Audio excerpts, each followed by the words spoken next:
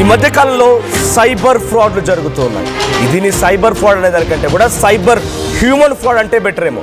ఇంకంతకన్నా మించాలంటే అందంతో ఉసుగొలిపి హక్కున చేర్చుకొని ఆ తర్వాత ఉన్న కాడికి దోచేసేటువంటి ఫ్రాడ్ ఇది. మీరు చెప్తే ఆశ్చర్యపోతారు. ఒక అమ్మాయి ఫేస్బుక్ మెసెంజర్లో మెసేజ్ చేస్తుందంట. ముక్కు మొహం తెలియని వ్యక్తికి అందంగా వలపు వల విసిరి చక్కగా చాటింగ్ చేసి ఆయన్ని ముగ్గులోకి దించి ఆ తర్వాత వాట్సాప్ మెసేజ్ల ద్వారా వచ్చి ఆ తర్వాత మళ్ళీ ఓ ట్రేడింగ్ యాప్ ఉంది, ఆ ట్రేడింగ్ యాప్లో పెట్టుబడి పెట్టు, నీకు డబ్బులు వస్తాయి, ట్రిబుల్ వస్తాయని చెప్పి అందులో పెట్టుబడులు పెట్టించి కోట్లు కొల్లగొడుతున్నారు.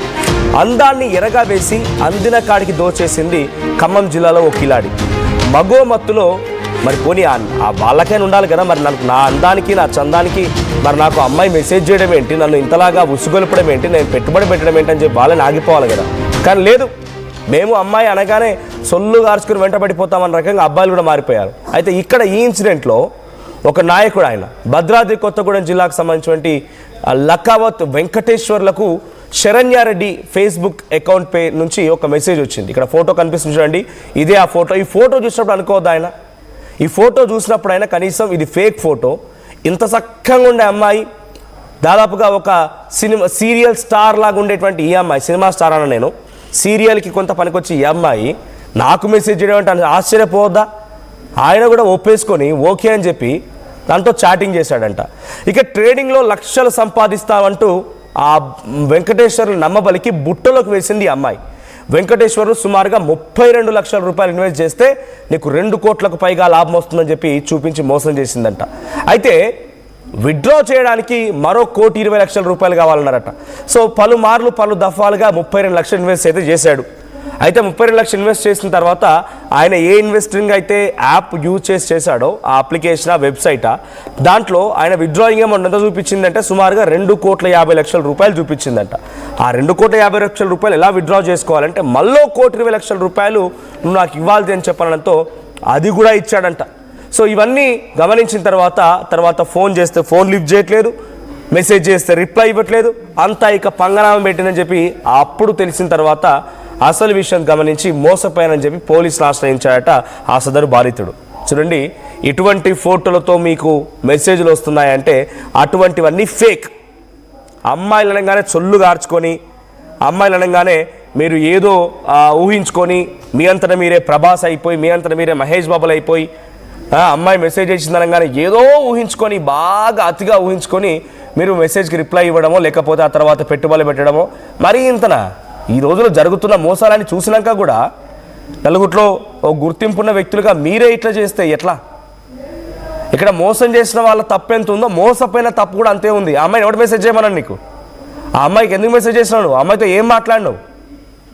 అక్కడ మోసం చేసిన అమ్మాయి కోట్ల రూపాయలు మోసం చేసిన, ఎంత మోసం చేసినా, 20 రూపాయలు మోసం చేసినా, 20 లక్షలు మోసం చేసి, 20 కోట్లు మోసం చేసిన, ఒక చీటింగ్ కేసు నమోదైతే సైబర్ ఫ్రాడ్ కింద కేసు నమోదు చేస్తారు అంతే. అంతకు మించి పెద్ద ఏం ఒరగదు కదా. ఆ అమ్మాయికి ఏమని రిప్లై ఇచ్చినావు? అమ్మాయితో ఎందుకు చాటింగ్ చేసినావు? ఇంట్లో భార్య పిల్లలు చక్కగా ఉన్నారు, లేదు పెళ్లి కాకపోతే తల్లి తండ్రి ఉన్నారు, ఆ అమ్మాయితో చాటింగ్ చేయాల్సిన అవసరం ఏమొచ్చింది? ఆ అమ్మాయి చక్కగా ఉందని చెప్పి నీకు అసలు నేను ఏం చూసి మెసేజ్ చేసింది ఆ అమ్మాయి? సో ఇలా మోసపోకండి దయచేసి. సో ఒకసారి మా ప్రతినిధి ఖమ్మం నుంచి ఉదయ్ సిద్ధంగా ఉన్నారు. ఉదయ్, సో ఆ ఫోటో చూస్తేనే గుర్తుపట్టాలి, ఈజీగా తెలిసిపోద్ది అది ఫేక్ అని చెప్పి. ఫేస్బుక్ నుంచి వాట్సాప్ నుంచి ఇన్వెస్ట్మెంట్ కాస్త మళ్ళీ విత్డ్రా చేసుకోవడానికి మళ్ళీ ఇంకా డబ్బులు అడగడం, ఇదంతా ఎన్ని రోజులు పట్టింది ఇంత తతంగా నడిపించడానికి? ఎన్ని రోజులు పట్టింది ఆ అమ్మాయికి ఇంత పెద్ద మొత్తంలో డబ్బులు కాజేయడానికి? ఇంతకీ ఆ మోసపోయిన వ్యక్తి ఇప్పుడు ఏం చెప్తున్నాడు?